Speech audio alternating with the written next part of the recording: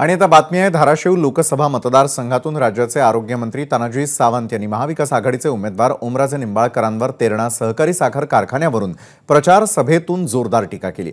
त्याला ओमराजे निंबाळकरांनी जोरदार प्रत्युत्तर दिलंय, पाहूयात। सगळ्या सहकारी संस्थांची ह्याच्या बापानं नेहमी वाट लावते। तेरणा बंद पडला त्यातलं भंगार विकलं, डीसीसी बँक ह्याच्या बापानं बुडवली, बरोबर आहे। खापर राणादादाच्या पप्पावरती फोडलो। आज आम्ही ह्या पेरणीमध्ये जसं या सगळ्यांच्या माध्यमातून नेत्याच्या मंडळींना हा कारखाना विजिट केली। म्हणजे नेमके तुमचे आईबाप तुमच्यावर संस्कार करायला कमी पडले का की तुम्ही दुसऱ्याच्या आईबापाला काही बोलता?